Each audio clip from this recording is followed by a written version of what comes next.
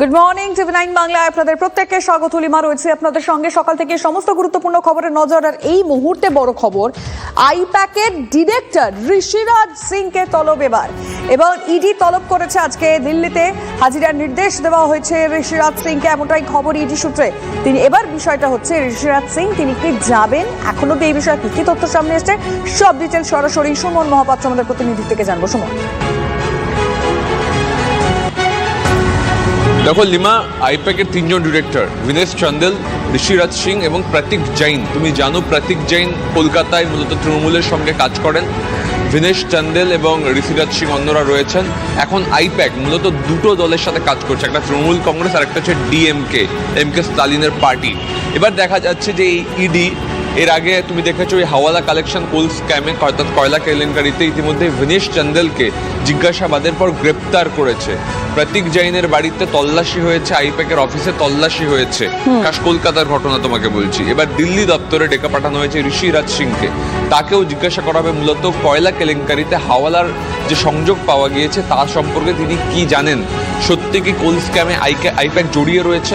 তার কারণ ভিনেশ চান্দেল ইতিমধ্যেই গ্রেপ্তার হয়েছেন। এবার দিল্লির দপ্তরে তাকে হাজিরা দিতে বলা হয়েছে, তার কারণ যে সময় হাজিরা দেবার কথা বলা হচ্ছে সেই সময় তামিলনাড়ু এবং বাংলায় ভোট রয়েছে, নির্বাচন রয়েছে। একদিকে স্টালিনের কুর্সি বাঁচানোর লড়াই, অন্যদিকে মমতা ব্যানার্জির কুর্সি বাঁচানোর লড়াই।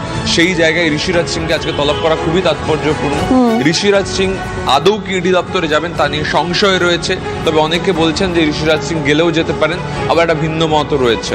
ইডি কি করে, তার কারণ এর আগে ভিনেশ চান্দেলকে জিজ্ঞাসাবাদ করার পর গ্রেপ্তার করেছিল। পরপর কি আইপ্যাকের ডিরেক্টরদের গ্রেপ্তারি করার পথে ইডি হাঁটবে, এই প্রশ্ন উঠছে। নজর থাকবে সুমন, ধন্যবাদ।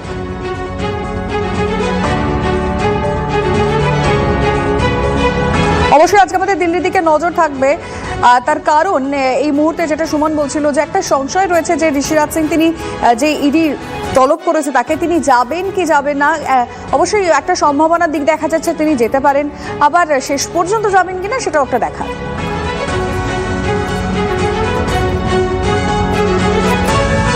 কালীঘাট থানার প্রাক্তন ওসি শান্তনু সিনহা বিশ্বাসের বাড়িতে প্রায় 20 ঘন্টা ম্যারাথন তল্লাশি ইডির। তল্লাশির পাশাপাশি চলে জিজ্ঞাসাবাদ। সোনাবাপ্পুর বিরুদ্ধে প্রমোটিং তোলাবাজির মামলায় ইডির নজরে শান্তনু সিনহা বিশ্বাস।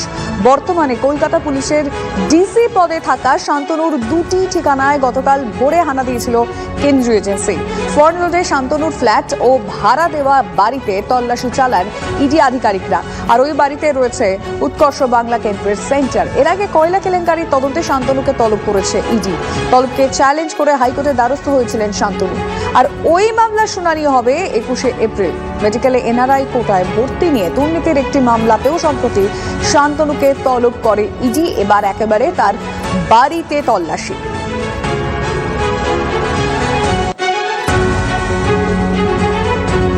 দু মাস হয়ে গিয়েছে, এখনো অধরা সোনাপাপ্পু। গ্রেফতার ঘনিষ্ঠ ব্যবসায়ী, জমি দুর্নীতি থেকে তোলাবাজি, একাধিক মামলায় ইডির জালে সান গ্রুপের ম্যানেজিং ডিরেক্টর জয় কামদার। গ্রেফতারের পরই অসুস্থ বোধ জয় কামদারের। ইডি সূত্রে জানা গেছে গ্রেফতারির পর ব্যাংশাল কোর্টে পেশের আগে বিধাননগর হাসপাতালে তার মেডিকেল টেস্ট হয়। আর এরপর ব্যাংশাল কোর্টের উদ্দেশ্যে রওনা দেওয়ার পর অসুস্থ বোধ করায় জয় কামদারকে আরজিকর মেডিকেল কলেজে ভর্তি করা হয়েছে। সুস্থ না হওয়া পর্যন্ত জয়কে জেল হেফাজতে হাসপাতালে রাখার অনুমতি আদালতের। ইডি নজরদারির জন্য নিরাপত্তার ব্যবস্থা করতে পারবে। আজ অভিযুক্তকে সশরীরে পেশ করতে হবে, না হলে চিকিৎসা সংক্রান্ত নথি পেশ করতে হবে, নির্দেশ আদালতের। জুডিশিয়াল কাস্টাডির জন্য প্রেয়ার করেছিলাম, যেটা অ্যালাউ হয়েছে। কালকে আবার আরজিকার থেকে একটা মেডিকেল রিপোর্ট আনতে বলা হয়েছে যে উনি সুস্থ না নয়।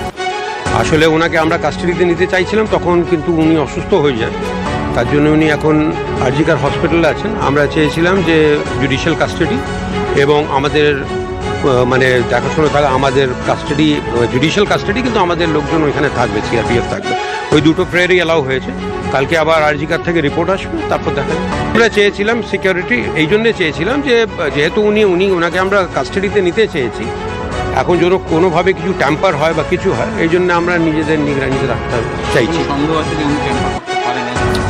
নিশ্চয়ই আমরা চেয়েছি আমাদের কাস্টাডিতে থাকার জন্য, বা আমরা আমাদের পোস্টিং সিআরপিএফে, তার নিশ্চয়ই সন্দেহ আছে।